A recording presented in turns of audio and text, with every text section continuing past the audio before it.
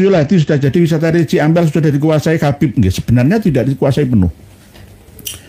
Ini sudah saya sampaikan ke panjenengan semua. Ini sebenarnya dokumen rahasia sebenarnya. 4 lembar ini catatan terakhir tahun 1965, 1,5 bulan sebelum meletusnya G30 SPKI, atau 1,5 bulan atau 2 bulan. Ya, ini 15 Agustus 1965. Ini ya hampir 2 bulan lah ya, 2 bulan antara itu. Ini dokumen penting, bisa panjenengan ketahui melalui channel ini seberapa banyak aset kekayaan wakaf yang dimiliki oleh Yayasan Masjid Sunan Ampel. Karena panjenengan semua juga punya hak untuk mengawasi. Tidak hanya Pak Yai Ahmad Khifni. Jadi kami juga punya dokumen ini. Ini penting untuk diketahui loh. Baik dari kalangan masyarakat umum ataupun dari kiai-kiai yang memegang kunci organisasi pesantren dan menjadi pembina atau pembimbing para santri. Ini sudah masuk kategori manuskrip karena lebih dari 50 tahun. Tahun 65. 2015 yang lalu itu sudah 50 tahun ya kan. Tahun 1965. Sudah masuk manuskrip karena ini diketik. Belum ada komputer. Tahun 65 belum lahir. Microsoft ya, belum mulai merintis ya. Tapi kalau Amerika sudah ada komputer, tapi komputernya nggak sampai seperti ada Windows, Linux seperti sekarang. Jadi di sini panjenengan semua bisa mengetahui berita acara peresmian anggota baru pengurus Masjid. Assalamualaikum warahmatullahi wabarakatuh. Alhamdulillah kita bertemu lagi di channel ini. Jadi tanpa berpanjang lebar, mari kita simak dulu videonya. Kita malam hari ini akan membahas tentang sengketa Yayasan Masjid Sunan Ampel Surabaya. Apakah ini menyangkut ranah internal atau pribadi sehingga kami sampaikan ya pada tema ini? Jawabannya adalah bukan, karena Ampel sudah milik seluruh umat Islam Indonesia dan bahkan dunia. Karena ada sengketa 2 kepengurusan yayasan yang sampai saat ini masih belum selesai permasalahannya. Oleh sebab itu melalui media ini akan kami gugah semua pihak yang bersengketa untuk kembali ke jalan atau jalur yang sama, yakni li'la'i kalimatillahi ta'ala. Jangan sampai atas dasar hubud dunia, hubul jah, hubul imamah, hubul riyasah menjadikan perpecahan, pertikaian antar sesama saudara. Karena jika kami telusuri pertikaian kedua belah pihak ini, ya masih ada hubungan saudara antara keponakan dengan paman, ya kawan, ya semuanya saudara. Oleh sebab itu, ketika kita mau menggempur, ya menggantikan makam Mbah Sayyid Ali Rahmat atau Mbah Sunan Ampel yang sudah dibangun oleh pihak Ba'alawi ya, atas restu dari pengurus saat ini, yaitu kita harus merubah dulu kepengurusan sekarang ini. Mohon maaf, mana yang benar dan mana yang salah nanti akan diputuskan oleh pengadilan melalui pengawasan kita bersama. Kita harus peduli ini. Bukan berarti kami ingin ikut menjadi takmir, ya, atau pembina, pengawas, pengurus yayasan, tidak.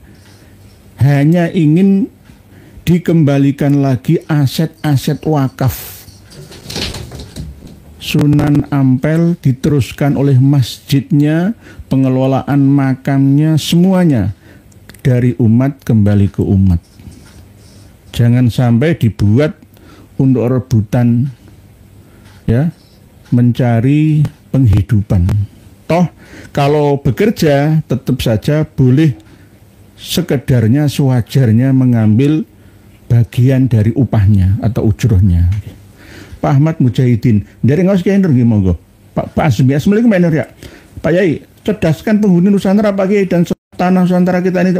Insya Allah Pak Azmi, sama-sama kita harus berjuang bersama. Tidak boleh kita terpecah belah sebagaimana kepengurusan yang ada di Yayasan Masjid Sunan Ampel dan Yayasan Masjid Sunan Ampel Surabaya. Ini bermula dari sebelum ada kata Indonesia. Masih ada gerak keinginan dari Raja Tanah Jawa untuk membina rakyatnya supaya menjadi beretika. Saking lamanya pertikaian, perebutan kekuasaan Mojopahit membuat para punggawa kerajaan, pegawainya, bahkan rakyatnya juga niru-niru para raja, penguasa, dan punggawa raja semuanya dalam hal akhlaknya. Oleh sebab itu, penguasa Majapahit memberi tugas kepada Sayyid Rahmatullah atau Ali Rahmat untuk membina akhlak masyarakat khususnya yang ada di pantai utara Jawa untuk dididik menjadi orang yang beretika, bertata krama, beragama dengan sebaik-baiknya. Yang akhirnya dikasihlah Sayyid Rahmat antara 3.000 cacah jiwa ya untuk menempati tanah yang ada di Desa Ndento. Desa Ndento dengan sistem ampilan, diampili yang akhirnya menjadi tanah Ampel Dento. Kenapa di situ dinamai Dento? Karena memang sering ada bunyi ya, dan ada bunyi alat musik seperti ini gong Dento, itu gong Dento berdentang ya, Dento. Tanahnya tanah ampilan atau pinjaman, ya bisa dikatakan hadiah dari Raja Jawa untuk dibuat markas membina akhlak para tentara, punggawa, dan anak-anak pejabat kerajaan Jawa pada waktu itu. Yang akhirnya dalam usia 20 tahun ya, relatif masih muda, setelah dari Kembang Kuning pindah ke tanah Dento, babat alas rawa-rawa menjadi pemukiman. Letak tanahnya agak sedikit meninggi karena memang dekat dengan Kali Pegirian, cabang dari Kalimas.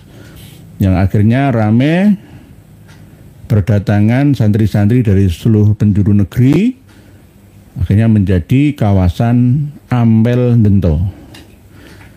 Lalu tokoh yang ada di situ, orang-orang kita dulu menyebutnya dengan nama Susuhunan. Susuhunan yang aslinya adalah tempat rujukan untuk bertanya nyuwun fatwa. Susuhunan atau Suhunan. Akhirnya di situ Sayyid Rahmat atau Raden Rahmatullah berjuluk Sunan Ampel Dento. Yang akhirnya perkiraan ya luasan tanah yang diberikan oleh kerajaan itu ya sekitar antara 15 sampai 20 hektaran. Tetapi yang tercatat ya waktu itu kan masih belum jelas ukuran seperti ukuran luasan sekarang. Ada yang mengatakan 12 hektaran. Yang akhirnya sentralnya dibuatlah masjid dan pesantren yang ada di sekitar Masjid Sunan Ampel sekarang itu. Nah ini terjadi penyalahgunaan ketika masjid dan pesantren sekaligus makam yang ada di sana diambil alih oleh orang yang bukan dari jalur keluarga. Karena memang pada waktu itu banyak yang hijrah dari keluar Ampel ya, yang akhirnya sebagian masih bertahan di sana dan nguri-nguri melanjutkan kembali mengurusi Masjid Agung Ampel sampai perubahan pada zaman Belanda ke Jepang, dari Jepang ke Sekutu atau Belanda lagi, yang akhirnya aset-aset ini banyak ya yang berpindah tangan. Mohon maaf. Sebab itu nanti akan ada audit eksternal dan internal untuk ngusut semua aset-aset yayasan Masjid Sunan Ampel yang sudah dirubah menjadi SHM, sertifikat hak milik atas nama Yayasan Sunan Ampel Surabaya. Lah inilah yang menjadi kisruh sampai sekarang. Pak Albarul Fahmi, assalamualaikum ya. Sak ngawur-ngawure pribumi masih punya rasa wirai, uang-uang kota amal, tapi kalau klan Balawi wal kedual pokoknya diuntal halal, ora peduli kodok kadal sandal. Nggih Pak Albarul Fahmi, nggih, tapi nggih tergantung orang per orang Pak Albarul Fahmi. Kadang-kadang ya kembali ke diri masing-masing orang lah ya. Kok masalah uang sumbangan, peziarah, wakafan untuk kemaslahatan Masjid Ngampel ya enggak, uang sedekah ya dibuat untuk gaya hidup jet set ya itu ya ada juga. Uang jamaah umroh dibawa lari itu ya ada juga ya, tergantung orangnya lah Pak Albarul Fahmi. Pak PMP 3, rasa aneh rasanya pengurus yayasan bisa rebutan aset masjid. Oh nggih Bu, apalagi sejak Pak Harto lengser itu peraturan yayasan di revisi. Karena pada waktu Orde Baru itu yayasan-yayasan dikuasai oleh ya keluarga besar lah ya, yang akhirnya supaya tidak dikuasai penuh, akhirnya dibuatlah satu aturan yayasan yang baru, yakni harus ada pembina, pengawas, pengurus. Lah pengurus ini bisa mengangkat pelaksana kegiatan yang ada. Masjid, pondok pesantren, kampus, swasta itu harus di bawah yayasan semua sekarang. Lembaga-lembaga sosial dan pendidikan itu. Jadi tidak hanya di Surabaya, di mana saja. Karena kepentingan, memasukkan kepentingan pribadi ke dalam lingkup organisasi. Kampus-kampus juga congkrah. Yayasan kalau di Surabaya ini ya paling Takmiriyah. Takmiriyah itu juga begitu dulu. Pak Matan Loreng, Jember Gus Bahak katanya seorang paling alim. Tapi kenapa kok masih mengimami Habib-Habib imigran Yaman keturunan Rasulullah, apa belum dapat hidayah? Nggih, semoga saja nggih Pak Matan Loreng, semoga saja. Pak Bambang Nuryanto, Assalamualaikum. Waalaikumsalam. Pak Kiai, Nur Kiai Ajenegoro. Izin bertanya Kiai, apakah kitab-kitab internal Ba'alawi tidak berbahaya kalau diajarkan ke pesantren dan umum, dan bagaimana solusinya? Nggih, jangan diajarkan, dipelajari, tapi bagi orang yang sudah lulus Alfiyah, bagi orang yang sudah lulus SLTA, bagi anak-anak atau santri kita yang sudah lulus SLTA, misalkan di Gontor lulus Kuliatul Mu'allimin Mu'allimatnya, di Nurul Jadid misalkan yang sudah lulus aliyah, biar dipelajari tapi bisa memilah dan memilih isinya itu. Nggih, harus begitu. Nanti kita sampaikan ke pengasuh-pengasuh pondok pesantren, jangan sampai itu kitab kuning itu mesti sahih itu loh. Apalagi kitab-kitab Ba'alawi itu kalau dibaca sekilas itu nggak terlihat kesalahannya. Ya, wong yang kami sampaikan dalam postingan terakhir kemarin itu saja masih banyak orang yang malas memahaminya. Baca dulu, pahami dulu. Baca manuskripnya kitab Tobaqatul Khawas Al-Sidqi wal Ikhlas. Baca dulu. Atau ikuti dulu secara urut dari hulu sampai hilir, semua diikuti lah, enak nanti. Paham. Nah kalau nggak paham ya mesti komen dulu. Ya. Sama dengan disuruh baca Tafsir Al-Manar Juz 8, suruh baca kitab Futuhat Al-Makkiyah, Rihlah Marco Polo, saya kasih nggak mau baca, terus langsung ngomentari, menyalahkan saya. Ini namanya orang malas namanya. Orang malas. Nggih begitu nggih Pak Bambang Nuryanto. Pak Suciuladi sudah jadi wisata religi Ampel sudah dikuasai Habib nggih. Sebenarnya tidak dikuasai penuh. Ini sudah saya sampaikan ke panjenengan semua. Ini sebenarnya dokumen rahasia sebenarnya. 4 lembar ini catatan terakhir tahun 1965, 1,5 bulan sebelum meletusnya G30 SPKI, atau 1,5 bulan atau 2 bulan. Ya, ini 15 Agustus 1965. Ini ya hampir 2 bulan lah ya, 2 bulan antara itu. Ini dokumen penting, bisa panjenengan ketahui melalui channel ini. Seberapa banyak aset kekayaan wakaf yang dimiliki oleh Yayasan Masjid Sunan Ampel. Karena panjenengan semua juga punya hak untuk mengawasi. Tidak hanya Pak Yai Ahmad Khifni. Jadi kami juga punya dokumen ini. Ini penting untuk diketahui loh. Baik dari kalangan masyarakat umum ataupun dari kiai-kiai yang memegang kunci organisasi pesantren dan menjadi pembina atau pembimbing para santri. Ini sudah masuk kategori manuskrip karena lebih dari 50 tahun. Tahun 65. 2015 yang lalu itu sudah 50 tahun ya kan. Tahun 1965. Sudah masuk manuskrip karena ini diketik. Belum ada komputer. Tahun 65 belum lahir. Microsoft ya belum mulai merintis ya. Tapi kalau Amerika sudah ada komputer, tapi komputernya nggak sampai seperti ada Windows, Linux seperti sekarang. Jadi di sini panjenengan semua bisa mengetahui berita acara peresmian anggota baru pengurus Masjid Ampel pada tanggal 15 Agustus 1965. 4 lembar ini. Jadi nanti bisa dicek lokasi bener apa enggak. Ada hampir 1 hektar tanah yang ditempati pertama kali 24 rumah yang disewa-sewakan, ya dikontrakkan. Tidak hanya di sekitar situ, tapi di dalam kota Surabaya, tersebar di mana saja. Apakah rumah dan tanah wakaf itu sudah berganti nama, balik nama, atau masih tetap atas nama Masjid Ampel sana? Ini yang perlu kita ketahui bersama.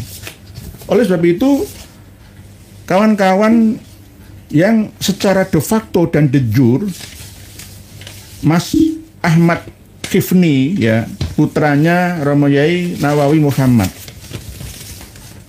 yang menggugat yayasan baru, Yayasan Masjid Sunan Ampel Surabaya. Ada Surabayanya. Yang pertama Yayasan Masjid Sunan Ampel, gitu saja. Tapi karena ada pengurusnya yang meninggal dunia, harusnya melalui notaris merubah atau menambah pengurus barunya. Tapi di sini tidak menambah pengurus baru saja, tapi menambah nama Yayasan Masjid Sunan Ampel Surabaya, Soerabaya, tulisannya begitu. Yang akhirnya digugat karena yayasan yang baru ini juga mendapat pengesahan dari Kemenkumham. Kok bisa? Lah, secara aturan ya boleh karena ada tambahan Surabaya itu loh. Tidak boleh seluruh Indonesia ini ada yayasan yang sama namanya. Yayasan Masjid Sunan Ampel. 2 nggak boleh, supaya nggak sama ditambahi Surabaya itu loh. Ya inilah yang menjadi polemik sampai sekarang ini, sehingga ada gugatan 3 tahun yang lalu lah ya, bulan April 2022, karena gara-gara tahun 2020 yang lalu ini disahkan yang YPM Yayasan Masjid Agung Masjid Sunan Ampel Surabaya ini disahkan mendapatkan legalitas dari Kemenkumham, lalu digugat oleh pengurus yang secara de facto dan de jure malah justru tidak memegang kebijakan di sana. Ini sangat disayangkan. Dancing and Moon salah sekitar tiram ya Pak Ahmad Sudirman. Assalamualaikum Mbak Inor, apa benar si Rizik siap kena mubalah?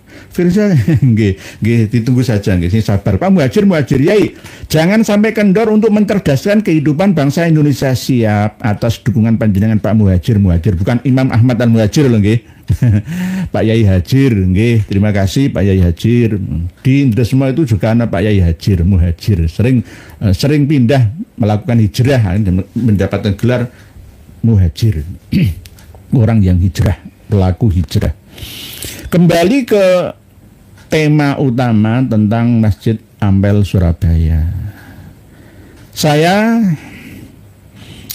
tadi siang ya itu cross check di lapangan. Jadi tidak hanya sekedar teori duduk di tempat seperti ini, hingga saya turun tangan bahwa ternyata setelah sholat Jumat itu ada pengumuman sholat gaib. Untuk siapa? Habib itu semua.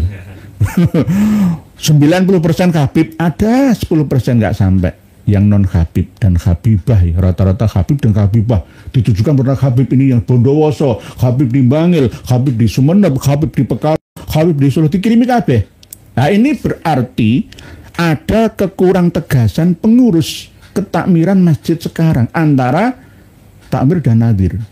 Ini yang perlu ya. Kalau ini nanti ya, mohon maaf, pengurus Yayasan Masjid Sunan Ampel dan Yayasan Masjid Sunan Ampel Surabaya tidak memihak pada kebijakan kami, maka Anda akan ada dalam posisi bahaya. Karena ini tidak hanya urusan perdata, nanti ke arah pidana. Mohon maaf, karena ini menggelapkan aset-aset wakaf. Ada keterangan di, nanti dengan buka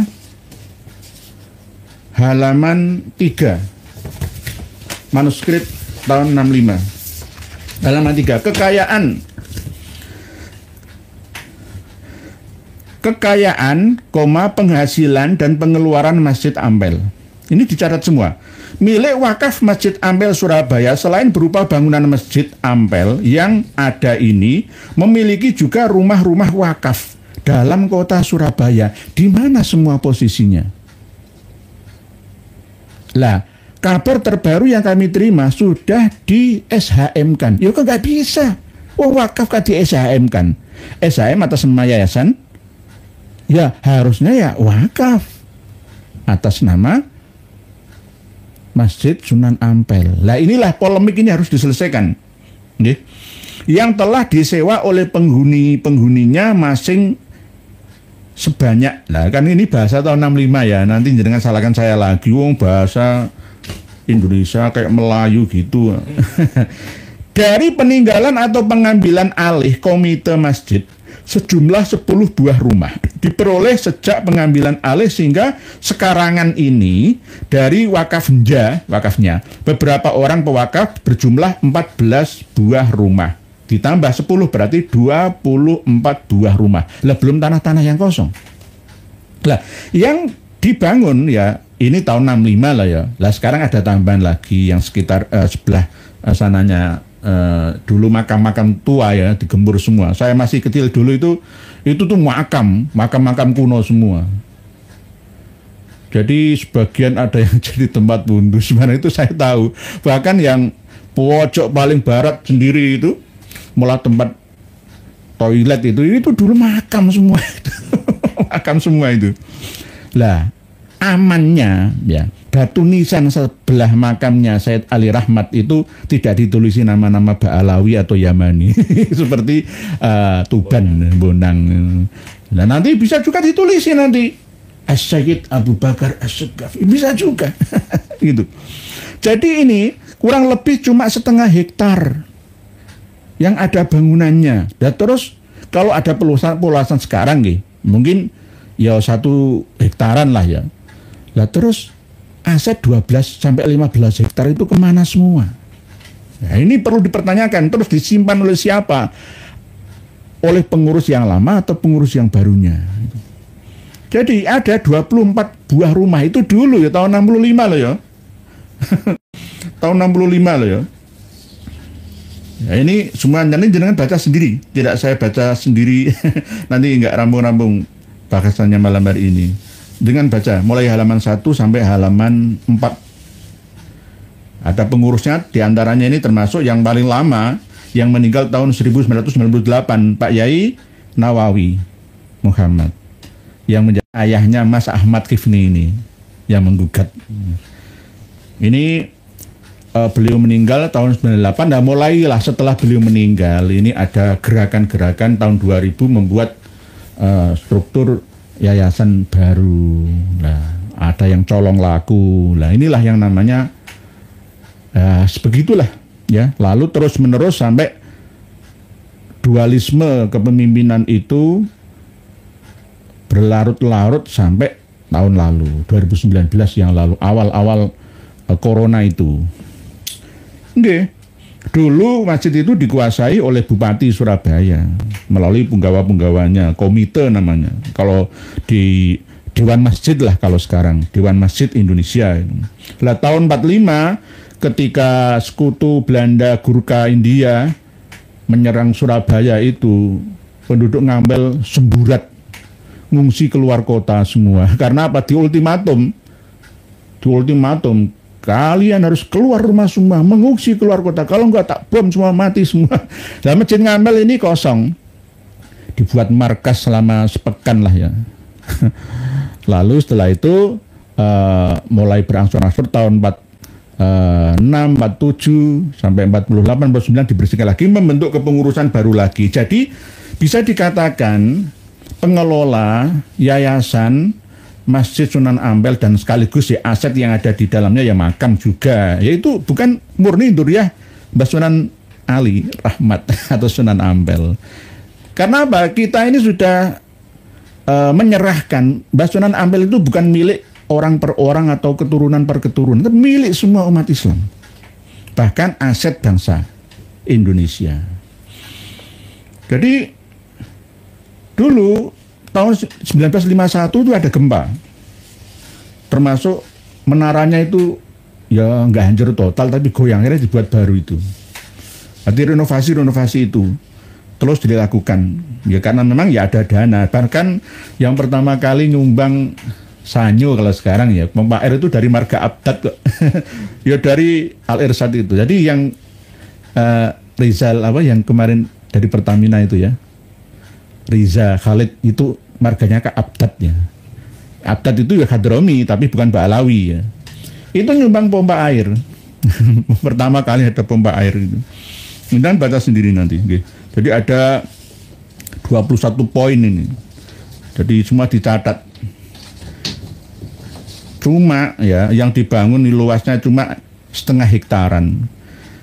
Dulu perkiraan ya 10.000 orang nampung jamaah. Sekarang lebih luas lagi ya. Tapi tetap masih kurang. Wong dulunya itu 15 hektaran kok. Antara itu bahkan bisa lebih. Ya. Lah yang tanah bekas kuburan yang terletak di sebelah utara Masjid Ampel berhubung sejak tahun 1952 diserbu dan ditempati rumah-rumah. Lah ini namanya di-drop namanya. Dengan tidak seizin kita, yang mana mereka mengakui bahwa tanah tersebut milik Masjid Ampel. Maka sejak tahun 1958 pemakai tanah tersebut ditarik sewa. Setiap meter persegi setiap bulan 5 sen. Oh dulu 5 sen ya banyak. Dulu tanam 5. Dengan tahun 5 dan minimal Rp 5 rupiah. Saya masih ngalami sanggup sekolah itu sangu saya itu Rp5, itu dapat jajan 3 macam ya, sego bungkus, tom, sama minuman es, sama jajan ya. Tak bungkus sudah wareg itu Rp5 ya. Sehingga sampai saat ini jumlah pewakaf tanah ada 106 orang.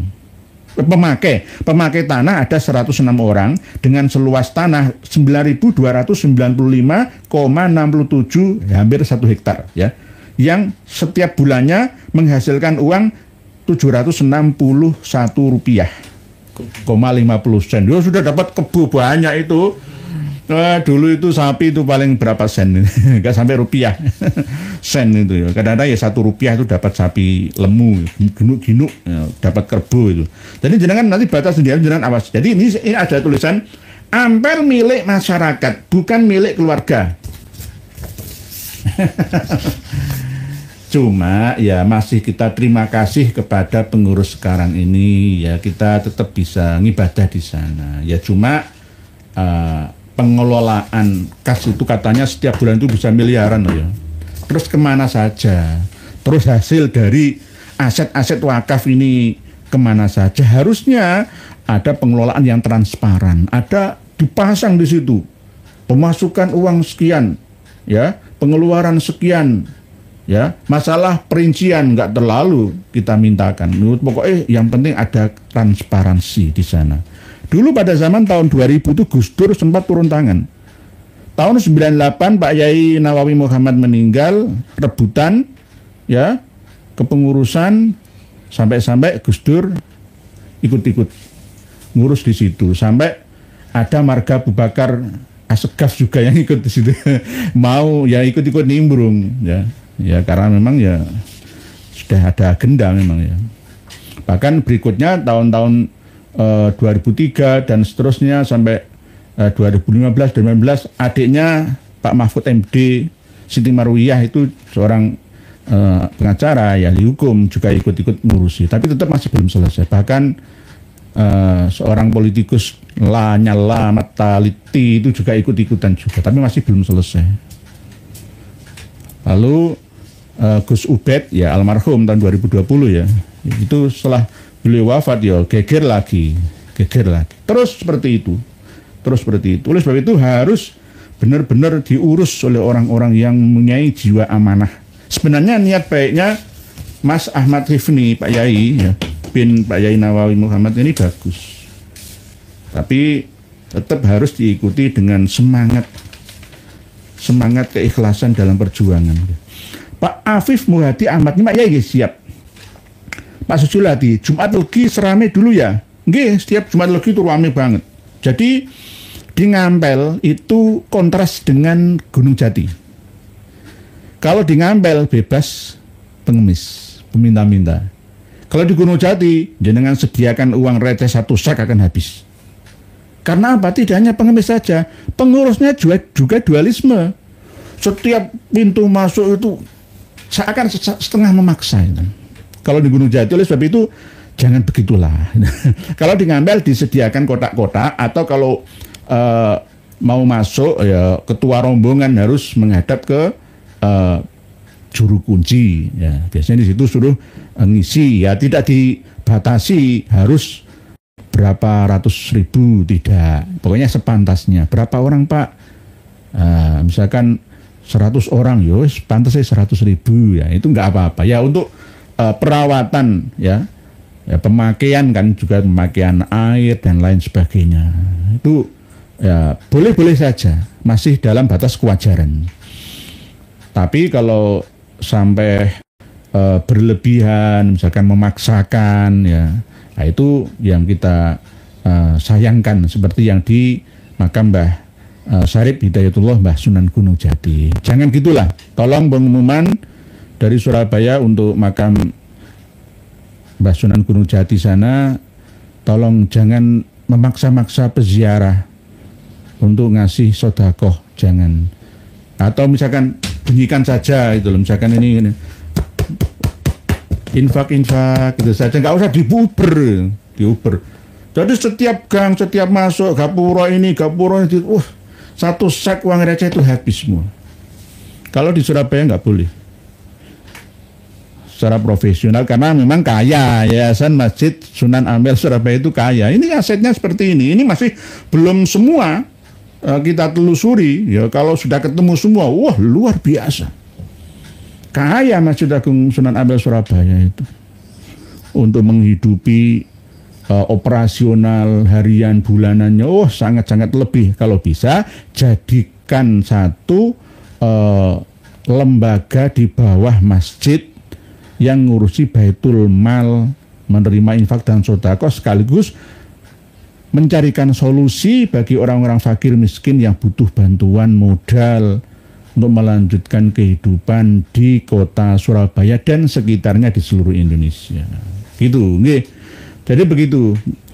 Pak Sumar Blora. Assalamualaikum Kiai. Waalaikumsalam. Ndek pirsa Kiai. Kakek buyutku namanya Sulaiman setelah jadi temanten diberi julukan Syarif. Kados pundi menurut Pak Kiai? Syarif itu bisa julukan yang mulia. Tidak harus Syarif itu min durriyati Hasan bin Ali bin Abi Thalib saja. Tidak, sama dengan Raden gitu nggih. Kalau memang ada silsilah yang bisa dipertanggungjawabkan dari Mbah Sulaiman ke siapa, monggo nanti jenengan nyuwun pirsa akan kami bantu untuk menelusurinya. Nggih, begitu Pak Sumur Blora, nggih monggo. Nanti kita bantu, insya Allah. Pak Muhammad Mahfud. Assalamualaikum warahmatullahi wabarakatuh. Pak Nur, apa kenal sama Gus Bidin? Oh Gus Bidin, nggih. Pokoknya kenal. Diani saja, nggih. Pak Mbah Joyo, wong Lasem derek nyimak Kiai nggih, wong Lasem. Kalau kita kembali ke akar sejarah nama Susuhunan, Sunan Bonang itu ya di Lasem. Ya kan? Sunan Ngampel ya di Ngampel. Sunan Kudus ya di Kudus. Sunan Muria ya di Gunung Muryopodo. Sunan ing Gunung Jati ya Sunan Gunung Jati. Sunan Kadilangu ya Kadilangu, Mbah Sunan Kali. Sunan Bonang bukan di Tuban. Bukan di Bawean, bukan di Sampang. Tapi ya di Lasem itu. Ini kalau menurut sejarah. Ya wallahu a'lam bishawab. Inilah surah wal istifadhah yang pernah kami bahas.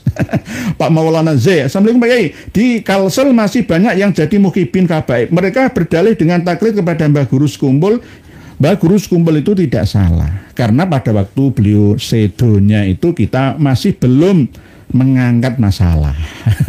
Masalah nasabiyah. Ba'alawi alawiyah masih belum gitu. Jadi kita tidak menyalahkan Hadratus Syekh Hasyim Asy'ari, Pak Yai Bisri Samsuri, Romo Yai Wahab Hasbullah ya, termasuk diantaranya yang kemarin-kemarin yang dari Pati, Mbah Yai Sahal Mahfud. Kenapa Mbah Yai Sahal Mahfud tidak membahasnya? Ya karena memang belum saatnya. Belum saatnya. Sebagian pengurus lama yang tercantum di sini juga ada yang bermarga Atmat Khon. Ya belum tahu. Nggak ada Atmat Khon itu. Bahkan kawan saya namanya Habib Faroji Atmat Kobah Atmat Khon Indonesia. Sampai sekarang ya akun Fillah Mbah Yai Badri ya, Yai Badri Sukarjo ya. Itu ya masih Atmat Khon. Mohon maaf ya, mohon maaf. Jadi masih belum memahami ya, mohon maaf. Zamannya yang beda. Kami tidak menyalahkan. Oleh sebab itu menyalahkan adalah ketika ada update pemahaman, pengetahuan terkini tidak mau menerima. Itu yang kami sayangkan. Pak Irham, nama lain Sunan Medalem Raden Zainal Abidin Sunan Giri kedua. Adakah nama lainnya Sunan Giri Layayai? Oh nggih. Sunan Giri Laya nggih Prabu Satmoto itu nggih. Jadi Mbah Sunan Giri kedua, ada Mbah Sunan Prapen, seterusnya. Kadang-kadang kita ini ketika masuk ke ranah gelar, misalkan Sunan Ngerang 1, Sunan Ngerang 2, Sunan Ampel 1, Sunan Ampel 2, Giri 1, Giri 2, dan seterusnya. Ini kadang-kadang kita masih jumbuh, karena pada waktu itu belum merdeka kan, Indonesia masih berganti-ganti pengelola ya. raja-raja, kesultanan, ya, penguasanya. Jadi yang dipikir itu bertahan hidup karena memang keberkahan tanah Nuswantara pada waktu itu masih belum seperti sekarang, ya. Jadi yang dipikir itu bertahan hidup. Tahun 65, ya, 60-65 kan paceklik. Yang menghantarkan Pak Karno jatuh itu kan gara-gara ya paceklik kan itu, paceklik. Bahkan dulu itu orang nggak mikir sawah 1 hektar itu diijoli sapi loro itu loh. Gelem, yang penting kan mangan, kan gitu. Lawang tanah nggak menghasilkan. Dulu itu orang haji itu pasti wahyu, sawai payu. Dibuat haji, jual tanah 1 hektar buat haji orang 2. Nah kalau sekarang tanah produktif 1 hektar buat haji orang 100. Ya, ini beda, zamannya itu beda. Jadi beda zamannya. Pak Remata, Pak Yai nyuwun pencerahan ciri-ciri sholawat yang dikarang Ba'alawi.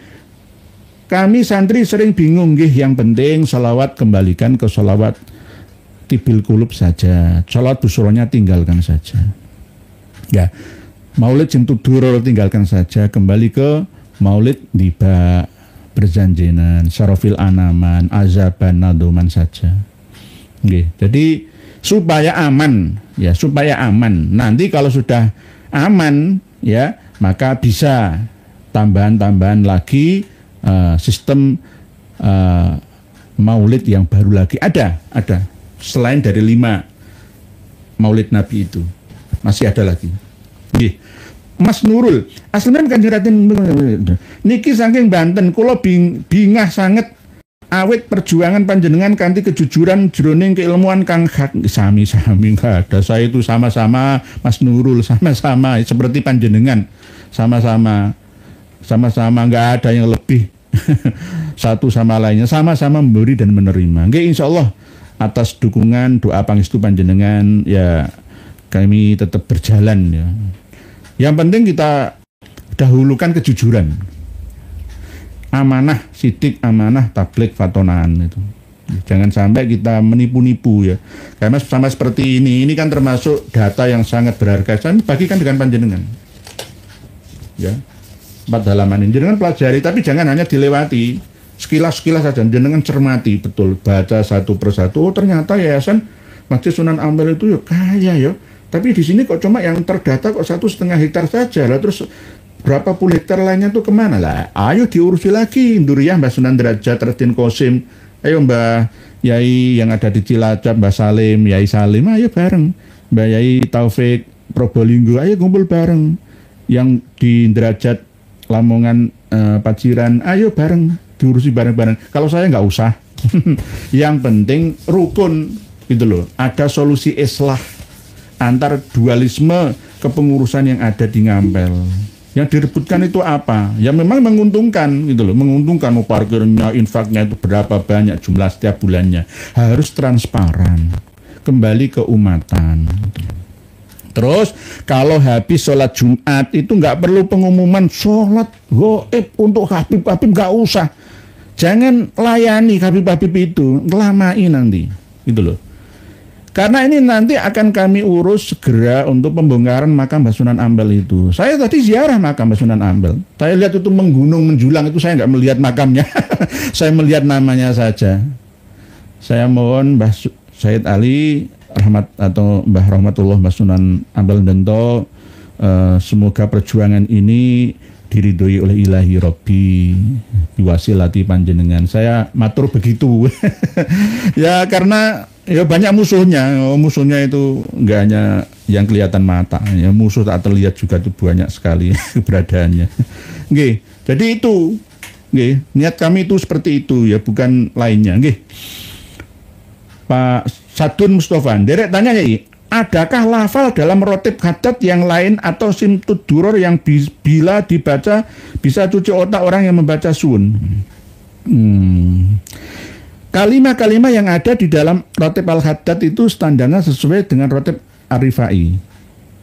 Jadi sebenarnya nggak masalah berisi doa, cuma yang bermasalah itu di wasilahnya.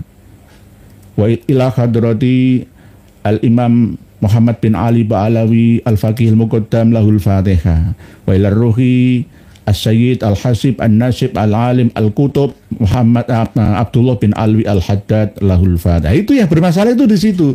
Kalau masalah rotib urutan ya yang dibaca itu nggak masalah. Itu karena membaca rotib Ar-Rifai. Kalau masalah Simtud Duror itu bermasalah asbabul wurudnya. Simtud Duror itu dikarang, ditulis oleh anaknya Habib Ali bin Muhammad bin Husain Al-Habsyi selama 3 kali pertemuan langsung dengan Kanjeng Nabi Yakodotan gitu loh. Berarti ini langsung Maulid Simtud Duror itu langsung dari Kanjeng Nabi. Ya ini namanya kan menipu gitu loh, menipu umat ini itu. Sama dengan Shalawat Busro, itu yang mimpi. Shalawat Busro itu redaksinya dari Kanjeng Nabi. Ya karena mungkin berbohong akhirnya mencela-menceli. Kan gitu. Oke. Jadi bukan di masalah sirri. Kalau menurut guru saya itu antara salik dan suluknya itu beda. Ya. Antara prosesnya itu beda, asbab terjadinya, turunnya, redaksinya itu beda. Sesuatu yang dibangun atas dasar kebohongan itu akan ditutup lagi dengan kebohongan yang kedua dan seterusnya. Begitu nggih. Jadi kalau misalkan hanya sekedar klaim-klaim saja, sama seperti kitab Al-Awfaq, itu bukan karya Imam Al-Ghazali, tapi disandingkan nama besar beliau. Kitab Al-Awfaq itu kan kitab ya orang kalau sekarang ya itu sihir. Kalau dulu ya enggak, itu ilmu hikmah namanya. Sama seperti Syamsul Ma'arif Al-Buni ya. Itu ya enggak apa-apa. Itu. Tapi disandarkan ya Al-Awfaq itu ke nama besarnya Imam Al-Ghazali. Padahal setelah kami telusuri itu enggak ketemu saya. Tapi belum lah ya, belum. Saya masih belum memutuskan apakah kitab Al-Awfaq itu tidak karya Imam Abu Hamid bin Muhammad Al-Ghazali. Tidak. Belum. Cuma aneh. Ya sama seperti misalkan Nasoihud Diniyah Al-Risalah Mu'awanah, apakah itu karya dari Habib Abdullah bin Alwi Al-Haddad? Ya saya juga ragu karena beliau buta di usia 4 tahun masa kecilnya. Gitu nggih. Jadi begitu. Nggih. Pak Muhammad Mazhari, Assalamualaikum derek ngasiap Mbah Joyo, makam Habib yang ada di sekitar Sunan Bonang segera dibereskan Kiai. Terus terang batin saya marah kok dengan seenaknya Pak Alawi menaruh nisan-nisan palsu. Saya kemarin itu kan ketemu sama Pak Taufik, Pak Yai Taufik Ismail, Pak Yai Ismail yang makam leluhurnya itu ada di pintu masuk makam Mbah Sunan Bonang Kauman Tuban itu. Kita tanya, jenengan saksinya ya kan jenengan sepuh nggih. Dulu tuh gak ada, tuh tiba-tiba kok anak lain terus Asegab Al-Haddad Al-Jufri banyak Al-Jufri itu. Gimana saya itu heran. Iya wong saya dulu kok jenengan yang sudah sepuh, saya yang belum sepuh saja nggak melihat tuh. Saya ziarah Wali Songo itu lebih dari 9 kali. Dihapusi ya nggak iso, dihapusi nggak bisa. Kecuali saya nggak pernah ziarah. Beda lagi masalah itu. Pak Irham, Mbah Bonang gak ada turunan boten yai dari Lasem. Lah ini kadang-kadang simpang siur sejarah itu nggih. Wakila itu nggak menikah. Beliau itu seorang ahli tasawuf sufiyah itu. Tapi ada Wakila itu istrinya Mbah Sunan Ja'far Shodiq, Mbah Sunan Kudus itu. Dewi Ruhil itu anaknya Mbah Sunan Bonang. Wakila seperti itu. Nggih, wallahu alam bisawab. Tapi nanti kami bahas lagi biar tidak melebar. Nggih, Pak Irham. Nggih. Pak Dedi Suryati sampai semoga saya selalu siap. Belum ada 1 jam nggih. Nggih. Jadi kembali ke masalah dualisme kepemimpinan ini. Jenengan nanti bisa lacak melalui Mbah Google ya tentang dualisme kepengurusan Yayasan Sunan Ampel. Sampai tahun 2022 itu masih belum selesai sampai sekarang. Tapi operasional tetap jalan, cuma nggak ada transparan gitu loh. Ini kan milik umat gitu loh. Kemana semua, cuma yang terdeteksi masuk 1,5 hektar saja tahun 65. Terus yang lainnya kemana? Apakah sudah dialih nama balik namakan menjadi nama pribadi? Ini harus ada yang mengawasi. Eksternal audit dan internal audit harus bekerja sama, transparan semua. Misalkan buatlah 1 bulan infak. Wong yang ziarah itu setiap harinya nggak kurang dari ya puluhan ribu ya. Kadang-kadang kalau dihitung Pak itu bisa sampai 15.000 orang loh. 1 hari loh ya. Ngampel itu. Apalagi Jumat Legi lah ya. Apalagi malam likuran ya, Ramadan itu ya. Wah, malam tahun baru Suro. Wah, banyak sekali. Ayo. Ya, mungkin untuk membayar listrik, bayar air, bayar tukang bersih-bersih, takmir, imam, khotbah. Terus kemana saja? Harusnya transparan itu. Umumkan, papan pengumuman semua itu. Nggak perlu rincian secara detail, nggak perlu. Yang garis besarnya saja. Masalah yang secara detail itu pertanggungjawaban di hadapan pembina yayasan. Pembina, pengawas, pengurus. Pengurus mengangkat pelaksana yang bekerja-bekerja itu. Kembalikan ke falsafah utama ajaran Mbah Said Ali Rahmat atau Mbah Romatullah Sunan Ngampel Dento, yakni moh limo. Moh ngelakoni perkara limo. Sekitar Masjid Ngampel dan makam itu ada gapuro limo itu. Hitung semua, ketemu kok nanti satu itu di sana. Itu moh limo. Moh madon, moh minum, moh madat, moh maling, moh main. Main ini judi loh ya. Main ini judi. Kadang ditambahi moh mateni wong. Moh limo. Tidak hanya moh limo saja falsafat ajaran beliau Mbah Sunan Ngampel Dento itu ya, tapi akhlakul karimah. Ngregani wong, menghormati orang, bersahabat dengan semua orang. Ukhuwah dengan siapa saja, dengan Cina, dengan Arab, ya. Kampung Kembang Jepun, ya Kia-Kia, ya Cina. Terus Al-Irsyad Arab, campuran Ba'alawi sama Al-Irsyad. Terus dari Madura juga ada, dari Jawa juga ada. Jadi kompleks di situ itu, ya, perkampungan multi etnis yang ada di sana. Tapi tetap rukun. Ya nggak rukun ini malah ini pengurusnya rebutan duit, ya. Rebutan hasil ini loh. Oleh sebab itu tetap para pengunjung, para zairin, zairat semua tetap ya bersedekah saja. Saya nggak melarang. Cuma saya minta kepada dua orang pengurus ini harus ada caretaker. Nanti semuanya dihapus semua. Biar saya yang ngurus. Nanti setelah jadi tak kembalikan ke siapa yang berhak, yang tidak membela Ba'alawi. Tapi kalau masih membela Ba'alawi, dieliminasi. Nggak apa, nggak ada gunanya. Gunanya untuk kepentingan umat dan masyarakat umat Islam Indonesia. Kaya raya di sana itu. Masjid paling kaya itu. Mbah Sunan Ampel peninggalannya. Okay. Jadi Pak Warsila Wijaya, Pak Yai, saya juga agak ngeh kitab Al-Awfaq Imam Ghazali, nggih, Pak Warsila Wijaya. Kitab Al-Awfaq Imam Ghazali itu sama seperti kitab Syamsul Ma'arif Al-Kubra. Itu jika dikembangkan itu akan bisa sulapan loh kita ini.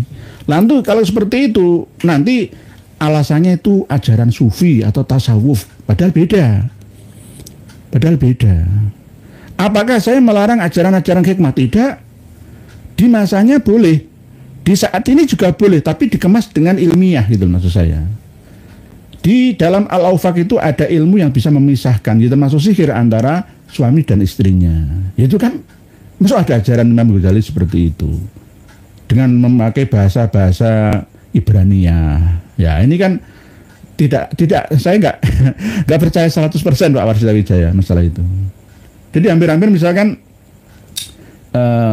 adanya ilmu mainan ya, sulap-sulapan, ya sulapan berhubungan koneksi komunikasi dengan alam dimensi 4, jin dan arwah itu ada di situ semua. Sampai-sampai saya itu pernah dulu mengatakan kuncinya kitab Syamsul Ma'arif itu gampang sebenarnya. Karena zamannya yang beda. Mohon maaf nih.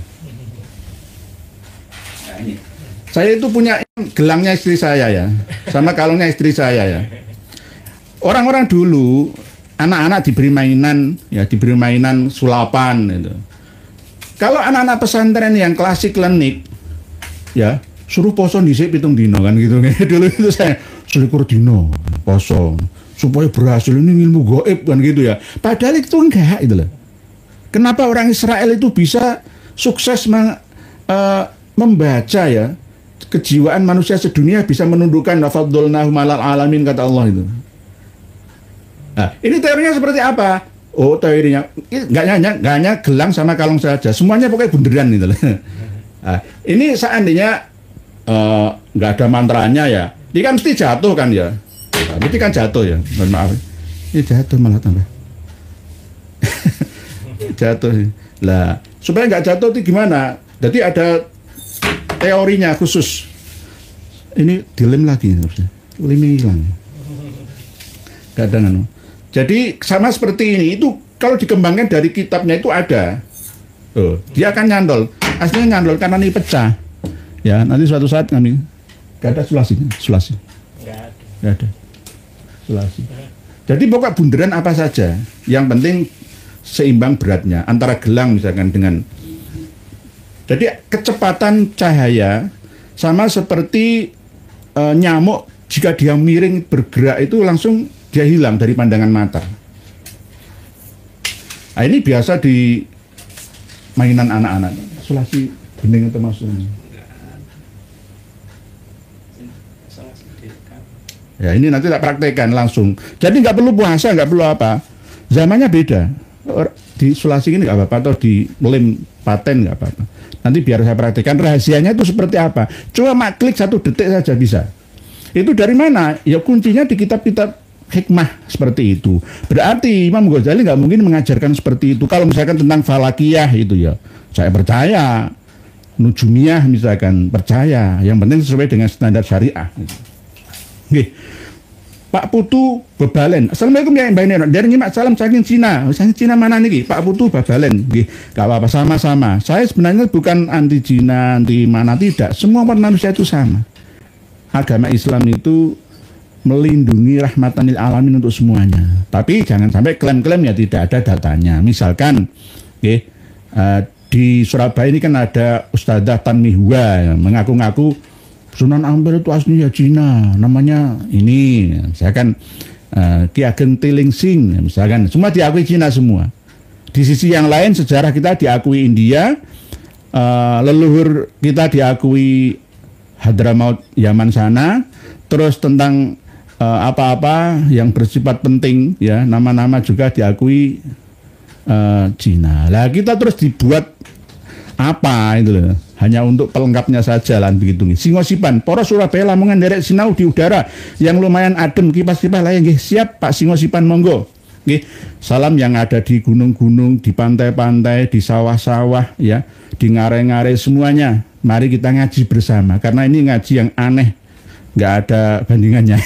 Mohon maaf nggih. Pak Singosipan, kepengurusan Yayasan Sunan Ampel sekarang lebih dekat dengan para habib alias kerjasama dalam segala hal. Nggih Pak Singosipan.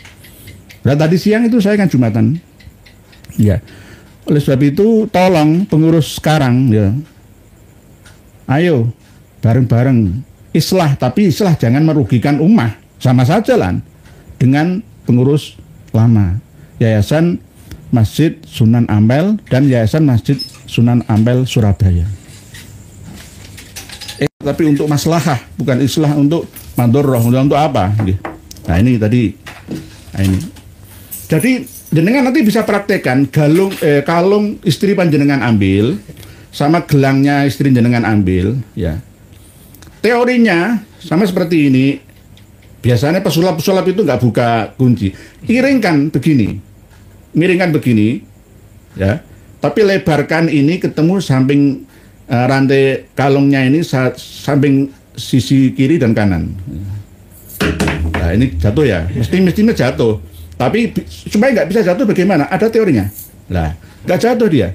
Karena harus dimiringkan. Karena secara sekilas kita tidak melihat mata. Ya, ini sebenarnya muter dua. Nah, ini namanya kalau orang-orang dulu itu gaib sulap. Enggak, ini bukan sulap. Ini fisika, tapi berhubungan dengan metafisika. Ya, gitu.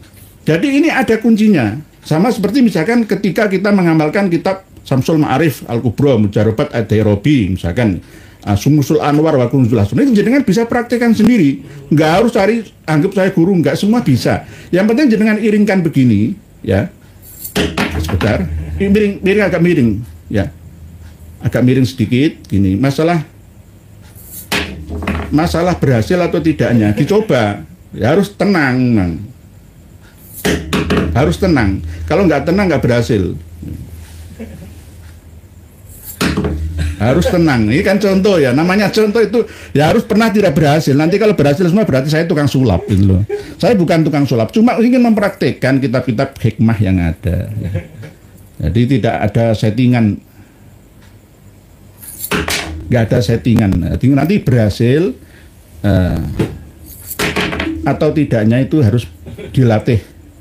Rahasia itu harus ada kemiringan. Harus miring. Nah, ini menguji nyali konsentrasi kita. Maaf, nanti saya ditertawakan banyak orang nanti. Dan nanti kalau saya berhasil terus berarti saya tukang sulap lah.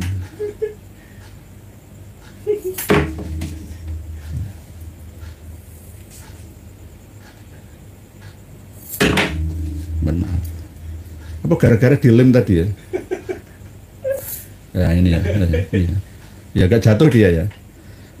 Berarti kecepatan pandangan mata kita ini masih kalah dengan kecepatan ini. Dia nggak jatuh.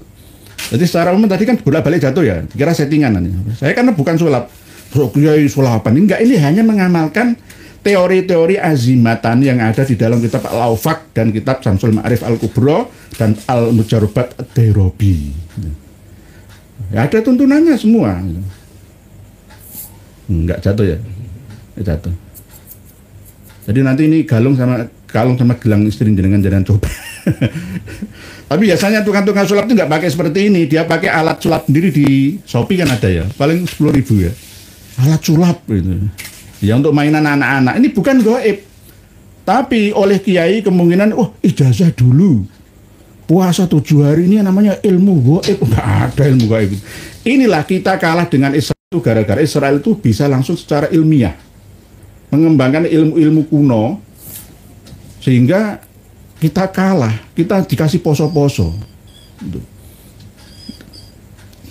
Ini, maaf, nanti dikira ulama sulap, nanti malah tukang sihir saya.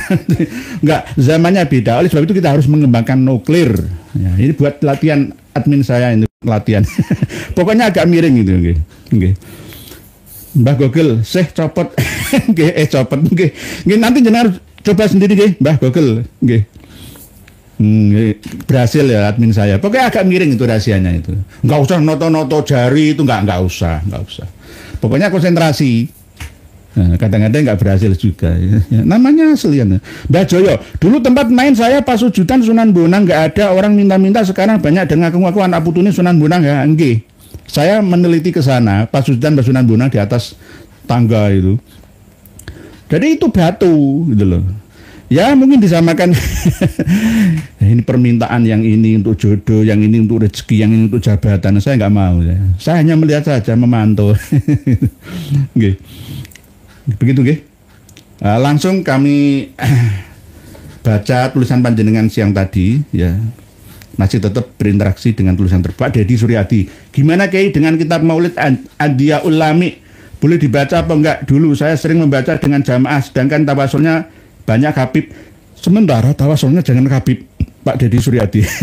Dan Adiyaul Lami dibaca dulu sementara enggak apa-apa, dipertahankan. Tapi tawasulnya jangan ke Habaib.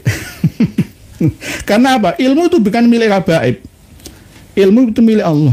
Kita hanya menyampaikan sebagai amanah yang harus kita sampaikan kepada ummah gitu. Bismillahirrahmanirrahim. Tetap jangan nulis terus, saya baca. MT Jos, aku yakin pasti bukan warga pribumi yang mengenai uang atau aset suatu pendapatan religi. Pasti orang imigran atau ilegal gelap. Betul, sangat betul Kiai Jos. Sekali Jos, kemungkinan ada campur tangan itu karena dulu pada waktu One Team Press dipegang oleh Habaib itu kan ya tunduk lah ya, bupati takluk, kalau sudah wali kota, bupati, kapolri takluk semua, di bawahnya tinggal mengikuti, apalagi hanya sekelas pengurus makam saja, takmir masjid ya mesti ini manut, nggak bisa nolak, nggak kuasa gitu. MT Jos, Bu Zenzeta, Assalamualaikum. Apakah beda antara menjual diri dengan menjual nasab? Ini yang ditanyakan Bu Zenzeta kemarin itu. Orang menjual diri itu hina, orang menjual nasab menurut saya juga hina. Tapi kenapa kok malah dimuliakan, diagung-agungkan? Yang menjual nasab malah diagung-agungkan. Enggak. kualik Bu Zenjita. Sebenarnya ya sama-sama hina. Cuma kadang-kadang menjual diri itu ada alasan yang bisa diterima secara sosial masyarakat ya. Karena ya sulit jodohnya. Kita nggak bisa menyalahkan orang per orang dalam hal urusan pribadi karena setiap orang itu butuh kebutuhan biologisnya. Lah, masalah menjual diri atau apa ya jelas itu dilarang oleh agama. Moh limo diantaranya ya bagi laki-laki ya moh madon itu tadi. Kalau sing wadon ya moh lakek gitu lah. Moh dolanan masalah moh zina. Tetapi terkadang justru malah orang yang menjual nasab, ya, menjual nasabnya, itu aslinya kan hina, malah dimuliakan. Ya, ini karena mindset, Bu Zainzeta. Mindset umat Islam Indonesia yang awam, atau mukibin, ya, atau jamaah yang masih belum tahu. Oleh sebab itu kita harus menyadarkan. Kita tetap secara manusiawi tidak menghinakan wanita yang jual diri. Tidak. Karena itu urusan pribadi loh ya. Ya, secara umum umat manusia itu hanya menyampaikan amar ma'ruf nahi mungkar, tidak boleh memaksakan. Mohon maaf. Kasus seperti beberapa tahun sekarang ini ada kontes gay, kontes lesbian, kontes telanjang, itu manusia-manusia semua. Dan negara ya diam seperti Amerika, Kanada, ya Paraguay, semua itu ya diam. Karena apa? Itu hak asasi manusia. Gitu. Tapi kalau Indonesia masyarakatnya beragama, berketuhanan yang Maha Esa, tetap kalau salah katakan salah dengan amar ma'ruf nahi anil mungkar. Sama seperti ini tadi yang kita larang Bu Zenjeta, harusnya umat Islam ya jangan dimuliakan orang-orang yang jual nasab itu juga hina gitu loh. Apalagi baru keluar dari penjara terus dielu-elukan disambut dengan rebana. Lah itu bagaimana itu loh. Ya tidak hanya Habib saja, mungkin gus-gus pondok pesantren yang baru keluar dari penjara seakan-akan baru perang sabil melawan musuhnya. Musuh Allah Ta'ala, musuh agama.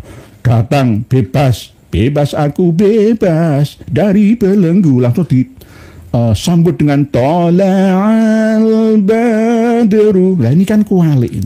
Itu orang hina, jauhi saja. Oleh sebab itu, jauhi. Ya tidak hanya Habib, kiai pendeta, ya pendeta di Blitar kemarin yang nyabuli, sama saja. Jauhi mereka, bahaya itu. Guru-guru ngaji yang di Jakarta itu ada guru ngaji nyabuli 10 santrinya itu juga ada. Jauhi itu semua, itu hina. Hinakan, letakkan sesuatu pada tempatnya. Itu namanya adil namanya. Jadi kalau memang menjual nasab itu hina, ya jangan dimuliakan, diagung-agungkan. Malah justru orang yang menjual diri, dalam contoh Israiliyat ada seorang wanita yang memberi minum seekor anjing akhirnya dapat ridho Allah Ta'ala masuk surga, ya siapa tahu.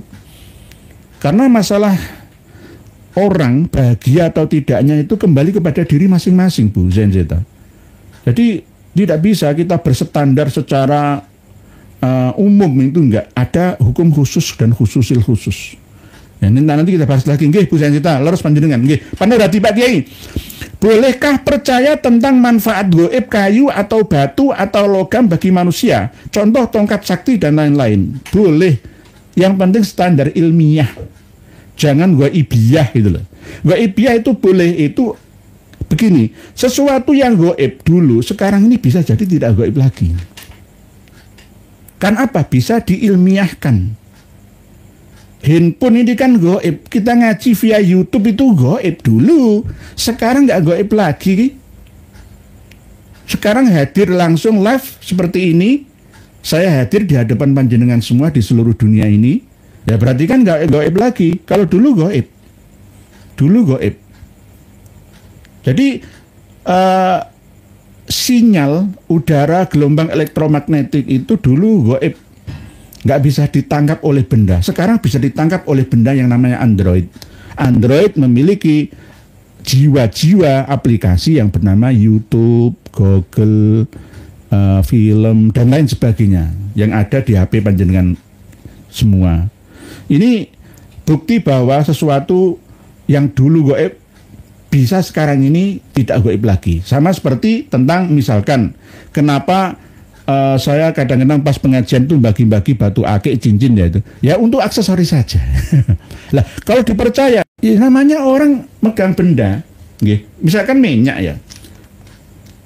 Minyak ini buat harum-haruman kayaknya bagus ya. Ya. Kalau orang Afrika itu nggak mengenal namanya wangi-wangian, ya.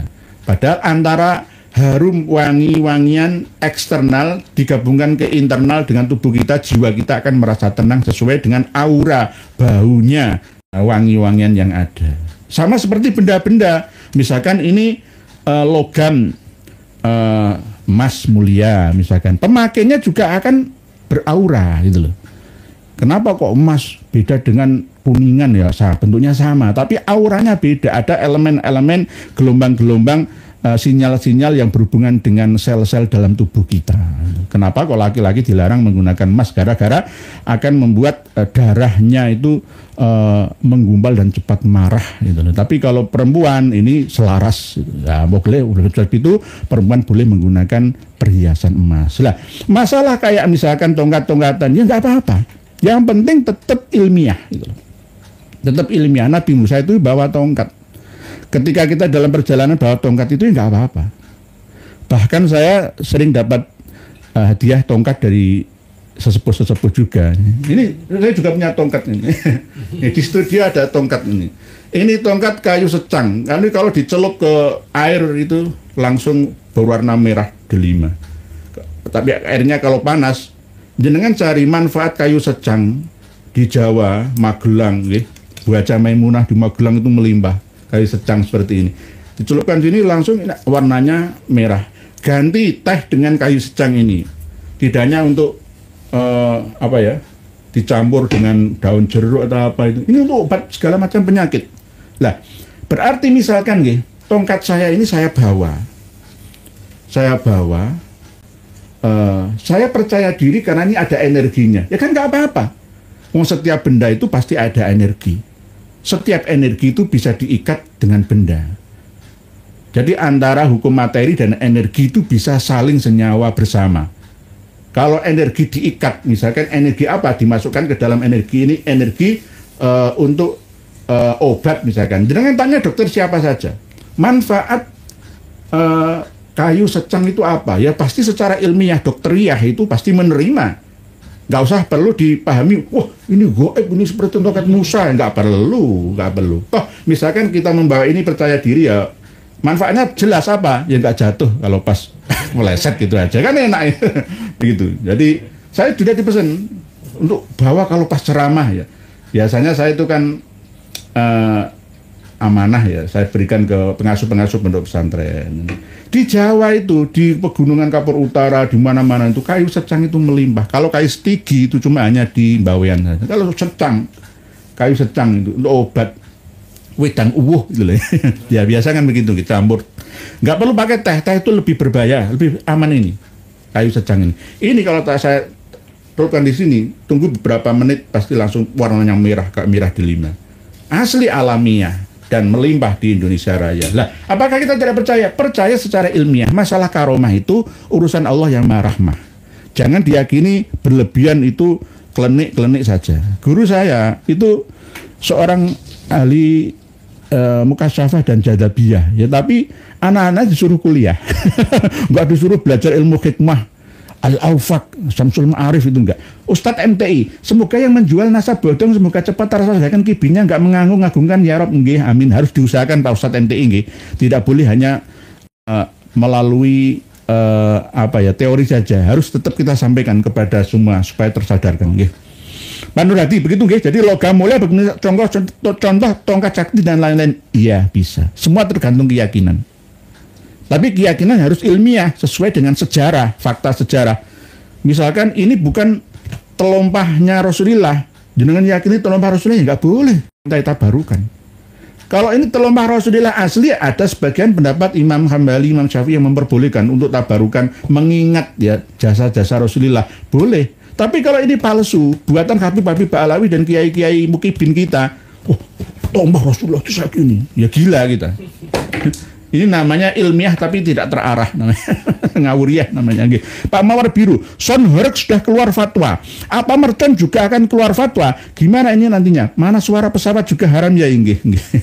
Sudah kita bahas kemarin, tapi fatwa MUI itu sebenarnya tetap harus diminimalisir mandorohnya. Pak Irfan Jugus Basuki, Pemkot Surabaya kemarin ya kok nggak respon, enak aja dikuasai oleh klan-klan Habib ODG. Ini harus Kang Mas Wali Kota ya,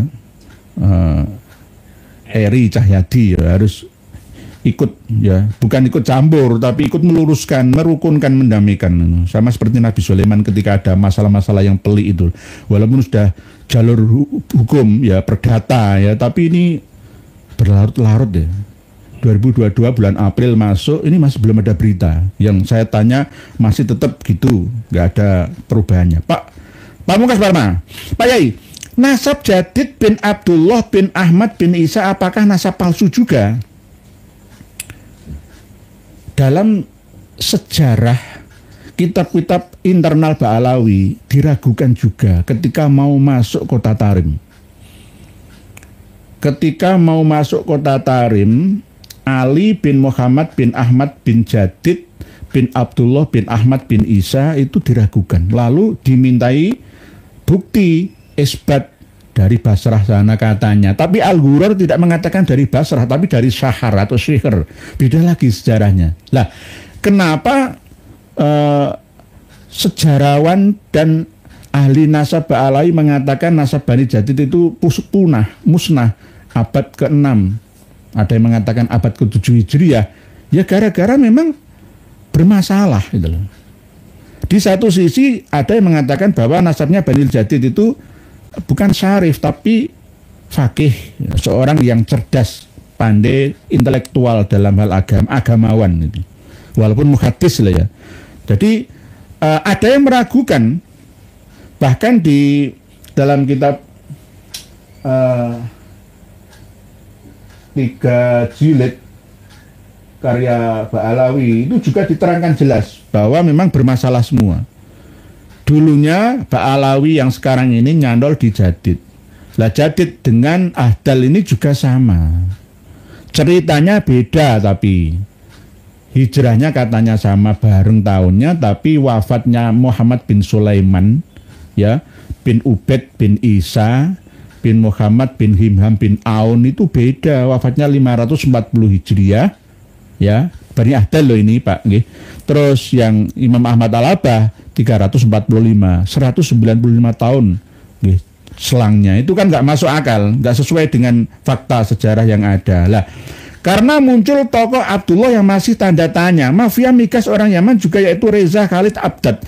Abdad bukan keturunan Jadid atau Ba'alawi. Abdad itu keturunan Hadromi. Ya sama seperti Baswaidan. Ya Al-Irsyad, Al-Irsyad. Yang pertama kali infak pompa air di Masjid Ngambel dari marga Abdad. Di sini nanti jangan baca nggih. Abdad. Jadi ada marga Abdad itu. Jadi banyak. Karena memang dulu itu orang-orang Arab itu kan yang mendekati basis-basis pejuang Islam, khususnya yang Mbah Sunan Ampel itu. Jadi di sini ada, jangan nanti baca nggih. Di halaman 2 itu kan ada nomor-nomor itu. Nanti ada marga Abdad di sini. Marga Abdad. Dan ada wakaf dari warga India juga. Ada warga India juga. Jadi kita tidak dapat membedakan mana yang India, mana yang Arab itu. Wajahnya ya hampir sama. Inilah nomor 7. Masjid Ampel pertama kali memiliki pompa air, jalan dinamo listrik atas pemberian wakaf dari Ali Abdad. Ini nomor 7 halaman 2 nggih. Ini halaman 7 halaman 2. Nomor 7 ini halamannya 2. Kan ada 4 halaman.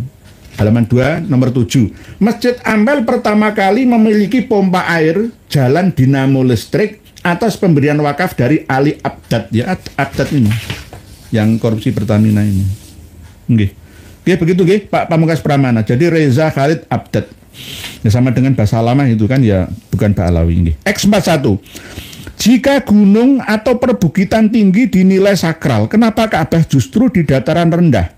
Dalam lembah pula, apakah bumi abadi? Terima kasih. Pak Ek 41 ini pertanyaannya kalau diurai, dijawab, di kupas itu bisa 1 malam.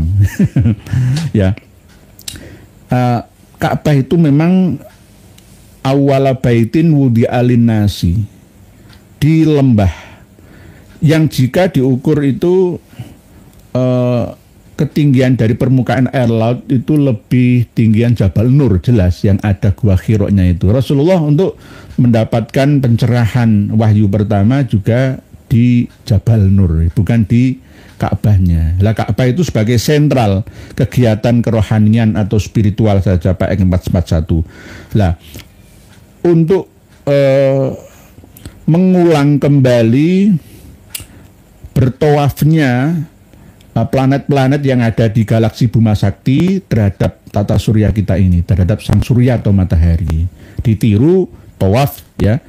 Kalau bumi mengelilingi matahari 365 hari, berarti kalau di Ka'bah ini bisa setiap saat, setiap hari. Tidak hanya menunggu pas musim haji saja.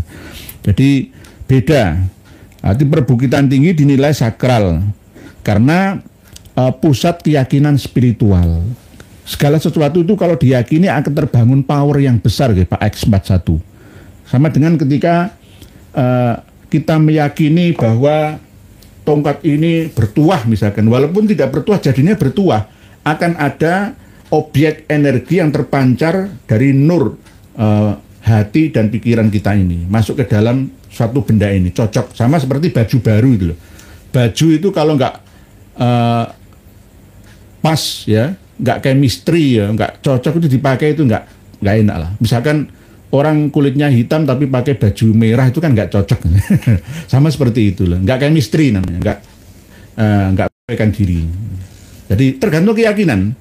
Lah, seluruh 2 miliar penduduk dunia ini meyakini bahwa itu tempat yang sangat sakral ya, penuh dengan berkah karena firman ilahi, inna awwala baiti wudi'a linnasi lalladzi bi Bakkata mubaraka, diberkahi di sana itu. Dan memang terbukti itu. Tetapi ketika 300 tahun berlalu setelah wafatnya Rasulullah, Syiah Qaromitoh cabang dari dinasti Ismailiyah Fatimiyah yaitu tidak percaya ini sehingga membunuh jamaah haji sampai ada yang mengatakan 30.000 orang, Ka'bah dicongkel pintunya ya, dirusak. Ya, lah ini kan berarti ya kesakralan tanah haram kan tidak terjaga pada waktu itu loh ya. Tidak hanya pas ketika Ashabul Fil Raja Abraha Yaman Son'a saja, tidak. Tapi pada masa terulang kembali juga tahun 1979-nya, yakni Juhaiman Al-Utaibi yang meyakini akan kedatangan Muhammad bin Abdullah Al-Qahtani sebagai Imam Mahdi yang beat di sana. Bahkan orang Indonesia, orang Medan itu ya beat di dekat Ka'bah, Imam Mahdi. Lama-lama Qasim ya dari Pakistan yang ngaku Imam Mahdi dibeat oleh pengikut-pengikutnya secara keyakinan ya, yakin sendiri versi mereka ya. Gitu nggih Pak X41. Dan lembah pula, apakah bumi abadi? Bumi ini tidak abadi, begitu juga langit. Tetapi dalam jangka waktu yang masih sangat lama. Sampai saat ini kholidina fiha abada, Pak X41. Tetap perubahan-perubahan wajah bumi akan terjadi. Karena itu adalah hukum pasti. Ya. 100 tahun yang akan datang tidak hanya berubah wajah bumi melalui pembangunan-pembangunan, tapi juga kemungkinan melalui struktur alam. Bisa juga bencana ya, seperti likuifaksi di Palu itu kan sudah beda lagi petanya. Sebelum 2018 jangan lihat maps Google satelit ya, masih banyak penghuni, setelah 2018 habis hilang semua. Coba jangan lihat Tel Aviv ya, Haifa. Sekarang ini kan beda, seperti 2 bulan yang lalu ya, masih gedung-gedung tinggi menjulang. Wajah bumi berbeda. Begitu juga poros bumi juga beda. Bumi akan bergeser terus. Nanti suatu saat antara benua Australia akan bertabrakan dengan Pulau Jawa. Begitu juga terus bergerak terus. Gunung-gunung itu sebenarnya juga bergerak dan bergerak. Nanti wajah-wajah bumi 100 tahun yang akan datang, 100 tahun berikutnya juga akan berubah. Jadi tidak ada bumi abadi. Yang abadi itu hanya Allah Ta'ala. Oke, terima kasih. Ini sama-sama Mas satu. Pak Supardianto. Assalamualaikum. Waalaikumsalam. Orang Ngawi yang di Bandung selalu hadir dari ngaji, mugi kiai selalu sehat terus berjuang. Nggih, monggo Ngawi. Waalaikumsalam. Ngawi itu ngawiti. Jawa Timur bagian barat itu ngawiti, Ngawi. Ada benteng Belanda ya, Ngawi itu, benteng pendem itu ya. Nah, Ngawi itu ada alas namanya alas Ketonggo. Ketonggo itu alasnya jin-jin, ya makhluk berdimensi 4 dan 5. Jadi antara alas Purwo Banyuwangi dengan alas Ketonggo Ngawi, berikutnya alas Ujung Kulon ya Wonogiri, Wonosobo ini ada korelasi. Bahkan sampai Gunung Ciremai semua ada hubungannya. Karena dalam pertanyaannya Pak X41, orang-orang dulu itu percaya bahwa setelah manusia meninggal dunia itu nyawanya akan terkumpul di satu tempat. Tidak harus berkumpul di Barhut saja, kumpul di daerah Lebanon atau Lebanon Suriah sana saja tidak. Ya Indonesia ya kumpul di Indonesia. Kalau nggak percaya coba jenengan punya perjanjian dengan jin ya, nanti akan kumpul di tempat di mana pesugihan Celeng Kresek, Bulus Cimbung, Ratu Selatan dan sebagainya akan kumpul ya di situ nyawanya. Kalau kemungkinan orang-orang Kalimantan Baruna itu ya, kumpul di Saranjana, di Padang 12, di mana-mana bisa juga terjadi. Wallahu a'lamu bishawab. Nggih. Pak Sadun Mustafa. Assalamualaikum ya, nyuwun izin. Kudus Barat nderek ngaos nggih, Kudus Barat nggih. Kudus itu semboyannya adalah Semarak. Kalau Pati, Bumi Minatani. Kalau Rembang itu bangkit semangatnya gitu. Karena Kudus itu sejak dulu itu kota industri. Beda dengan Pati, kota pensiun.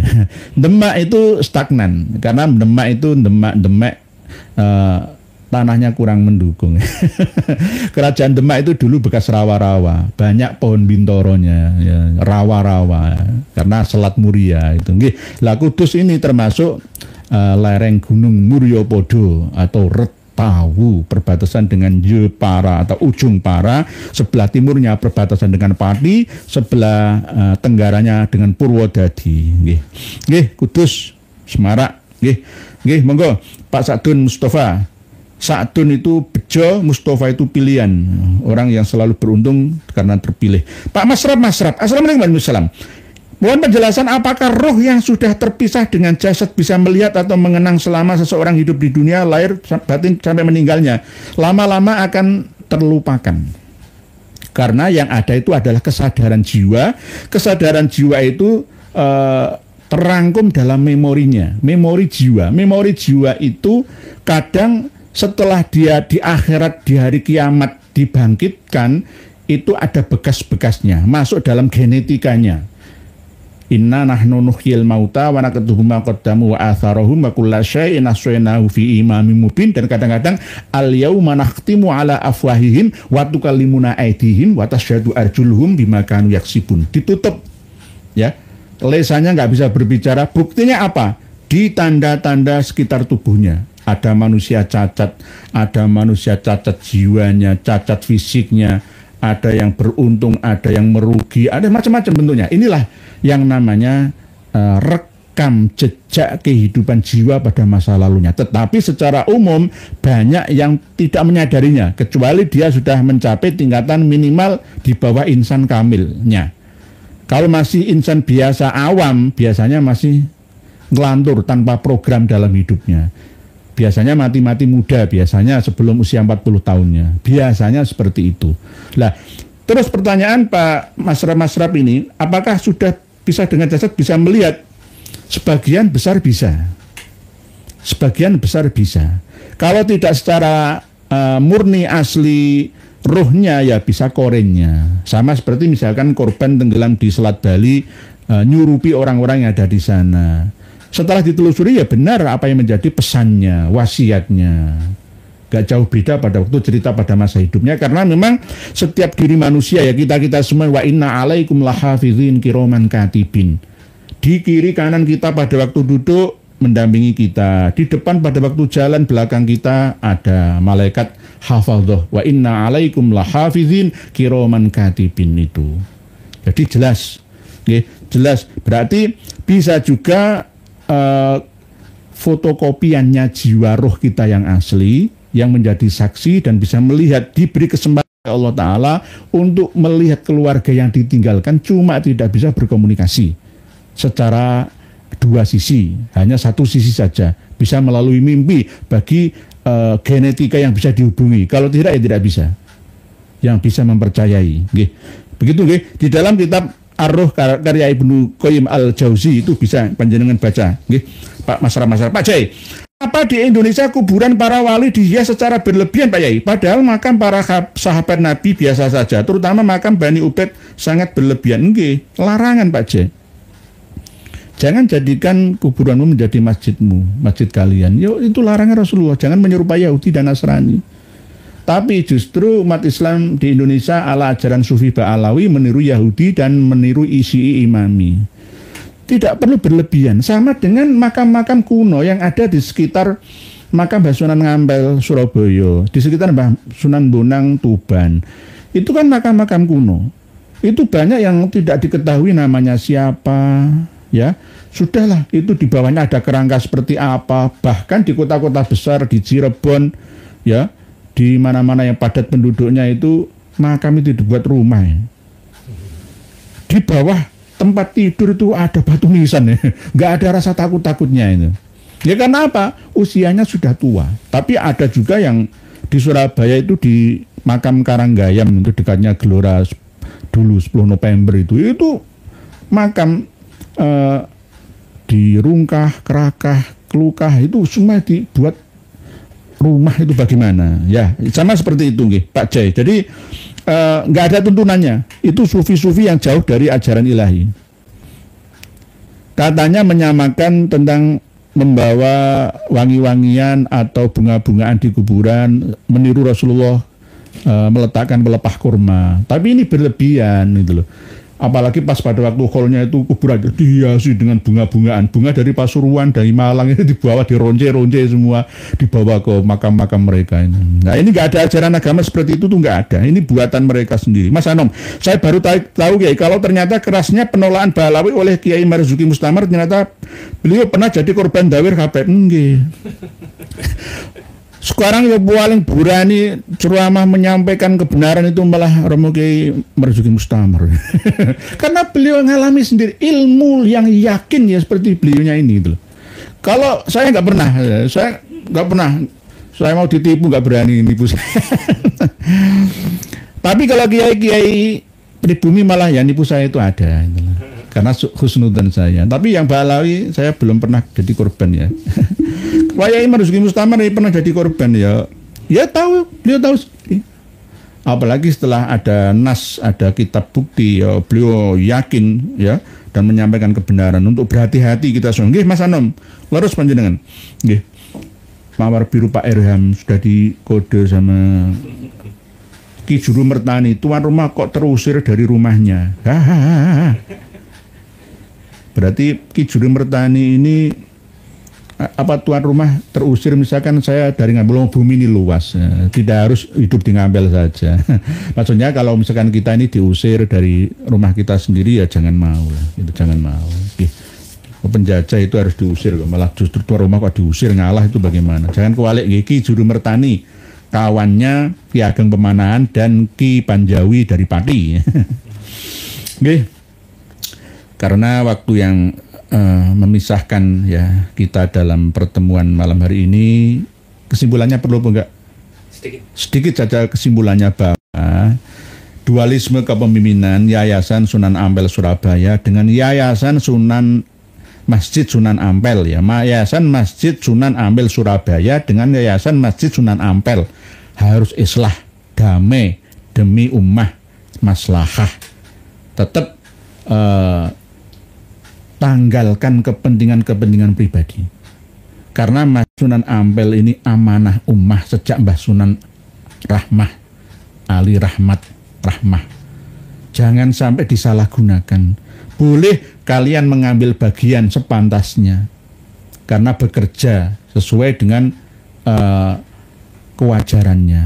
Ya, misalkan tukang bersih-bersih, khotibnya, pengajarnya, semuanya pengurus yang bekerja secara profesional boleh. Tetapi tolong aset-aset yang kami telusuri ini buktikan semua ada di mana. Ini di kota Surabaya, tidak hanya di Ngapel saja ya, rumah-rumah 24 itu loh ya. Sama 9.700 meter persegi itu masih kurang, masih ada lainnya. Terus tanah ampilan ing Bumi Dento dari Kertowijoyo untuk Mbah Said Ali Rahmat itu di mana semua posisinya? Apakah sudah dibeli, dijual belikan atau dirubah? Terus SHM itu atasnamakan wakaf, bukan SHM milik yayasan. Oke. Demikian mohon bantuan dari PWNO dan PCNO Surabaya untuk menelusurinya supaya damai semua masalah hafid dunia khatal akhirahnya. Demikian pertemuan kita malam hari ini, semoga sedikit dapat banyak manfaatnya, semoga sebentar, lama dan berkah maslahahnya. Wallahu a'lam. Wassalamualaikum warahmatullahi wabarakatuh.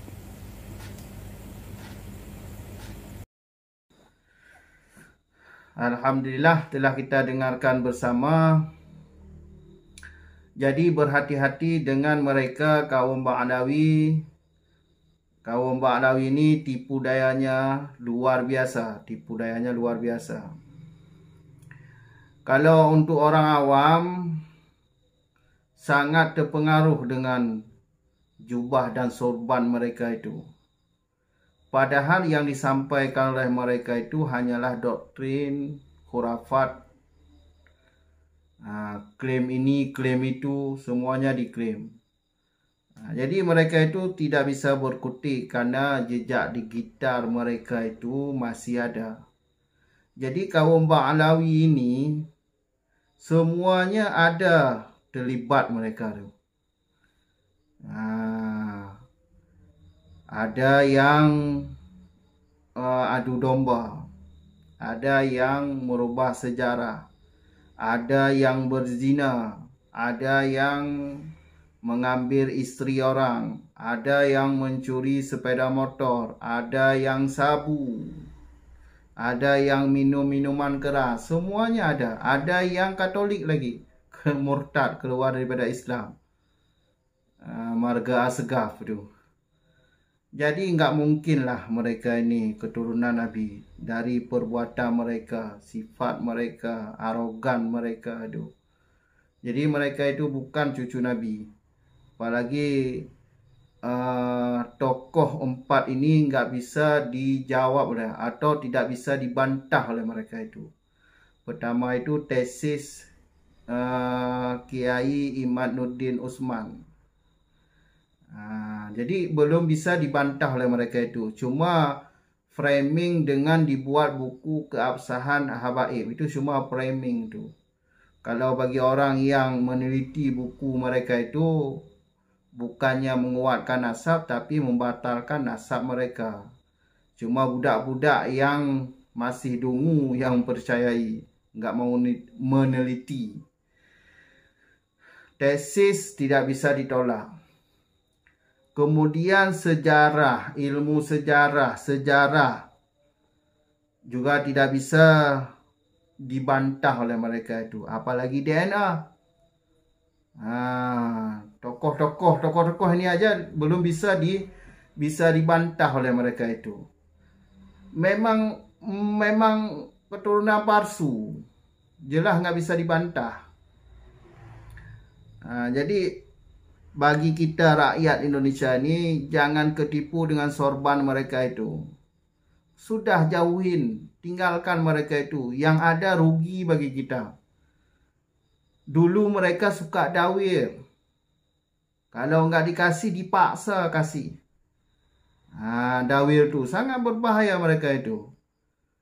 Memukul kiai pribumi. Kan ada video yang Habib menendang kiai pribumi itu. Jadi sudah sadar. Enggak usah bantu nasab mereka itu. Gen-gen Yahudi yang merusak agama itu. Dari datuk-datuk mereka itu enggak sadar sampai mati itu. Yang ada diwarisi kesesatan kepada anak-anak cucunya itu. Sampai sekarang dengan bukti itu kitab-kitab sesat yang dikarang oleh datuk-datuk mereka itu. Maka pakai akal sehat, jauhi, tinggalin mereka itu, jangan kasih panggung. Gak usah ikut mereka itu. Hidup tentang daripada jadi budak mereka itu. Ngapain jadi budak mereka itu? Orang tua ditinggalin di rumah. Jadi cukup di sini dulu. Sampai jumpa di video selanjutnya. Akhir kata, Assalamualaikum warahmatullahi wabarakatuh.